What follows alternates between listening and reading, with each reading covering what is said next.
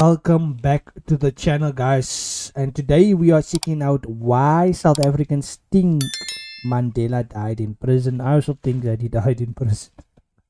For some reason, I also think that he died in prison because I think there's two versions of who he is and how he sounded, but I wasn't alive that time to see the difference. But as far as I know, for as I've experienced it, I think this is true.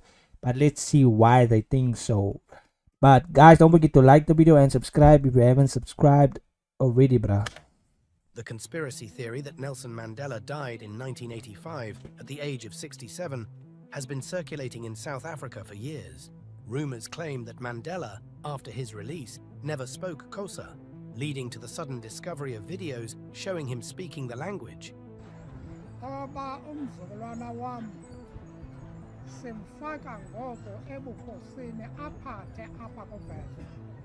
These allegations prompted the Nelson Mandela Foundation to issue a statement and release historical footage to debunk the claims. You would think South Africans would trust Mandela's foundation. Yo, look, here's Ramaphosa in the building, bro. That's Ramaphosa with the hand shit still, bro. Crazy, no?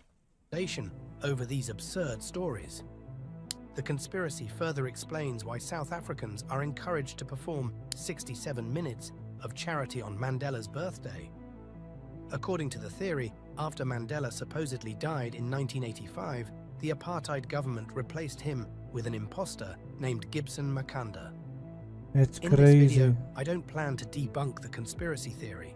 Instead, I want to understand why some South Africans believe Nelly died in prison. Yo, he said Nelly, bro. This guy from South Africa, if he be using Nelly like that, if he usually be Nelly, he be Nellying it like is believed that the war against apartheid was ruthless, with the military and paramilitary forces using wild dogs, tear gas, and other dangerous weapons.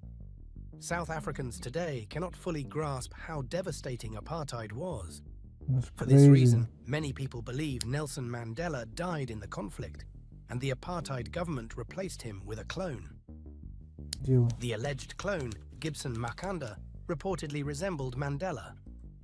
Is that now the Gibson? Is that the Gibson guy? The alleged clone, Gibson Makanda, reportedly resembled Mandela. He does look like Mandela in a way, bro. According to these claims, he was taken to Pollsmoor prison in May 1985, where a few doctors from London performed minor surgery on him. From there, he was trained to speak and walk like Nelson Mandela. Yo, that's Some conspiracy crazy. theorists suggest that this deception contributed to Nelson and Winnie Mandela's divorce, as she could not recognize the man he had become. Gibson's biography is shrouded in mystery. While his place of birth is said to be South Africa, some allege he might be of Zimbabwean descent. Rumors place his birth in the early 1900s, making him 18 years older than Nelson Mandela. Beyond his birth year, little is known about his history, family, and background. This is the man who is purported to have negotiated the end of apartheid and became South Africa's first democratic president. The implication... Imagine if they pulled that off, bruh. That would have been one. That would have been one of the... That will be one of the biggest scams ever, bruh. Is that the man leading the African National Congress's negotiations with the National Party in the early 1990s was not a radical freedom fighter, but rather a puppet of his opposition. Although this conspiracy circulated for a while without gaining much traction, it resurfaced in 2019 when an image of a younger Mandela's face was put into a beauty enhancement application called FaceApp. I downloaded FaceApp and tried it out. Not much has changed since then. Interestingly, Johnny Clegg hinted at this theory in a song released in 1987, which roughly translates to, "We have not seen him." Key lyrics emphasize that they have not seen him where he is buried. These conspiracies claim that the reason for commemorating 67 minutes on Madiba's day is that he was 67 years old when he was killed in prison in 1985. Thus, many believe he died long before... Wait. There's no way Mandela was 66. Yo, why the hell do I seem like I don't know my own country's history, bruh? Before apartheid ended. This theory attempts to explain the persistent inequality in post-apartheid South Africa. the current South African political order in terms of the constitution, governance system, and economic policy framework bears the imprint of Mandela's generation. In essence, these conspiracy theories suggest that the real Mandela did not ultimately liberate South Africa. The truth about post-apartheid South Africa is that while the majority of black South Africans achieved emancipation, they did not attain true liberation. Here, liberation should mean more than just... It looks crazy what happened, bruh. I wouldn't want to experience that. And shout out to all the people that survived that in that years, bruh. Formal political equality. It should encompass the economic freedom and human flourishing promised by the 1955 Freedom Charter, which Mandela helped draft. The failure to deliver on this promise and the resulting widespread inequality across racial lines have led many to question what went wrong. To understand the ANC's abrupt shift in the 1990s from its radical beginnings, we must consider the global macroeconomic forces largely beyond the ANC's control, as well as its structural inability to discern and manage what was within its control. For instance, and it's mental how everything have changed, bruh, from all over the years, bruh, to how things are, and now it's completely different, bruh. People don't even recognize Mandela, bruh. They don't even see Mandela no more.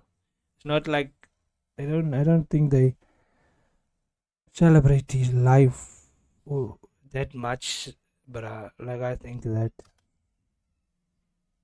After the collapse of the Berlin Wall and the Soviet Union, capitalism became the dominant global economic structure.